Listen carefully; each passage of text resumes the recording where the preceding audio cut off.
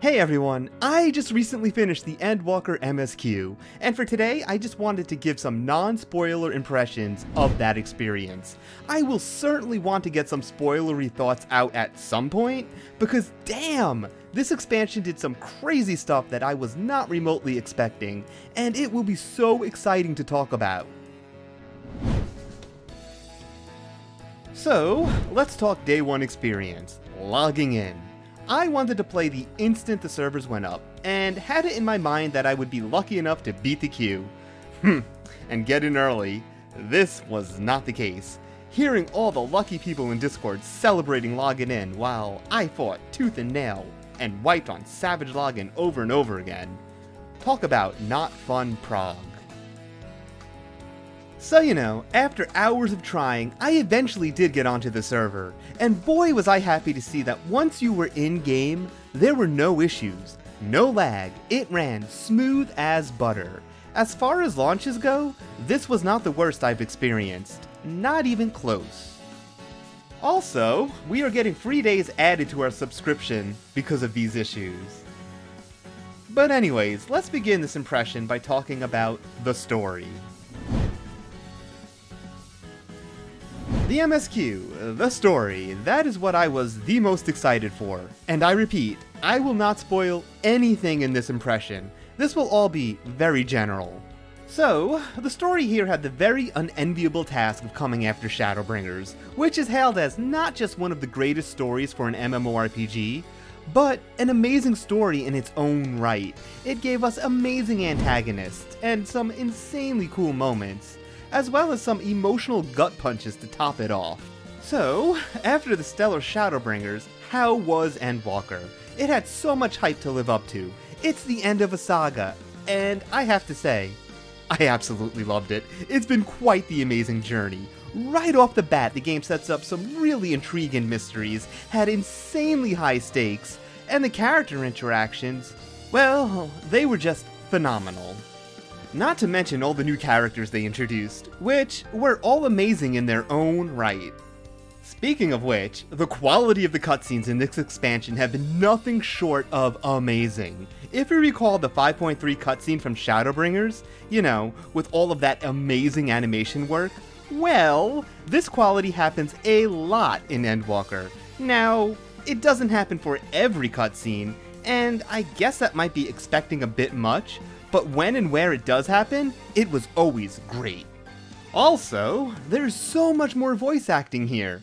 I was actually surprised with how many of the cutscenes were actually voice acted. And next up is the NPC follow feature, which I did enjoy, but I felt that it, I don't know, wasn't something they should have announced. It would have been a fun little feature we could have discovered while playing and thought, oh, you know what, that's nice. Now, don't get me wrong, it is nice, and I ran around every time I had it, looking around for those points of interest to get more character development and dialogue. I really don't know what I was expecting. It was a nice little feature that certainly added. I guess I just wanted more from it, you know? Next up, let's talk about the character development. Like previous expansions, the narrative is really great at showing you varying points of views. And the point isn't always to make you agree with the character and their motivations, it's to make the characters more three-dimensional, make the world more real. Also, like previous expansions, we get deep dives into the antagonist. Final Fantasy XIV does such a great job at making the players empathize with the antagonist. The way Endwalker pulled this off, I think, was genius and amazing, and good God, there was some phenomenal character development here. The other thing I really enjoyed was all of these slow moments, where characters just sit around a table talking, or two characters share their thoughts over a beverage. You really get to know these characters, and that makes it so much more devastating when something bad happens to them, and also that much more joyous when something good happens to them. It's this investment in the character's development that made me an emotional mess at several points throughout Endwalker. Ishikawa was not pulling her punches here. I ugly cried more than I care to admit going through this story. No expansion would be complete without adding some new zones for us to explore, and I think Endwalker has some of the best zones they have made up to date. I've said it before, and I will say it again. Final Fantasy XIV just constantly improves, and it shows in the zones and how they are designed. There is more verticality with these zones, the vistas are more grandiose, and even the fantasy elements are just amazing.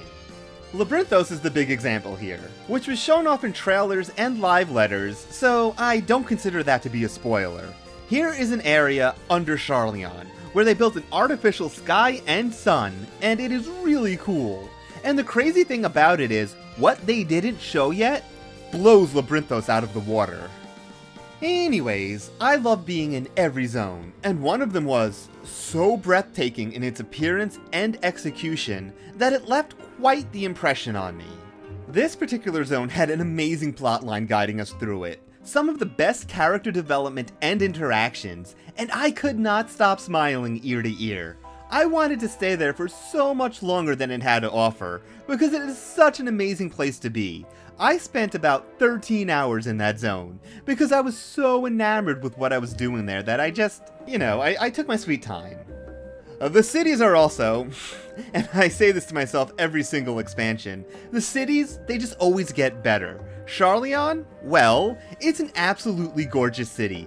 It's Final Fantasy XIV's spin on Venice, where water is a huge theme. I love the architecture, and it really gives off the air of an enlightened place. Not to mention the music, which has that ethereal quality to it. And then when the vocals drop in, it was just jaw-dropping. I could spend so much time in Charleon, just running around and seeing everything the developers put into it. And like I said before, this happens to me every single time I get into a new city. Final Fantasy XIV they just keep on improving here. And then there is also Rod's at Hand, which is also a really cool city. What they did with the colors here makes it really pop. And I love the chandeliers, flooring, the colorful lights placed around. It feels majestic, rich, like a city that is in the center of trade, which Rod's at Hand absolutely is. I struggle to say which city I like more. They are both amazing for very different reasons. If you haven't done so, take some time to look around and see all the details they put into Rod's at Hand. It's really quite amazing. And the music! When that French horn comes in and starts to play that funky-ass solo, to me, that was just as jaw-dropping as when the vocal part for Charleon came in. Speaking of the music, Soken did it again. The soundtrack here is amazing, varied. The way he uses motifs to connect songs is nothing short than genius. And the way he managed that in this expansion has been, well, he gosh darn outdid himself again. And the Trials music was ineffable. They were just so freaking good. I can't, it's, what? Soken, what? I cannot wait to see what he has in store for us with the Raid soundtracks. I am so freaking excited. So, the last thing I wanted to touch on was gameplay-related things. I don't know if this is just me, but the interaction between using abilities and the abilities going off feels so much more crisp now. Well anyways, so I leveled a red mage to 90 as my first job, and I have to say, I had a lot of fun. The changes to red mage were all great. You get more opportunities to be in melee, which I think is fantastic. I also can't wait to try the other jobs out, obviously, but that's going to take some time. The dungeons have all been really great. Yet again, the developers keep making better and better dungeons, every single expansion, and here is no exception. Every dungeon looks great, with really fun boss fights and incredible music. They really outdid themselves. Again. And the trials. Oh my god, the trials. I've only done them on normal up to this point, and they were very, very, very, very, very good. They also are pretty challenging, even on normal.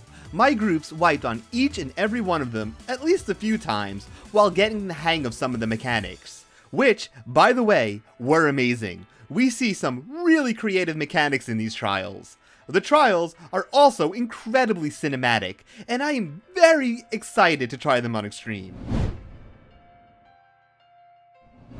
Endwalker is a phenomenal expansion. It really lived up to the hype for me. We had amazing character moments, awesome zones to explore. The story was, I hate to use the word again, phenomenally told with plenty of twists and turns and mysteries to keep you engaged throughout.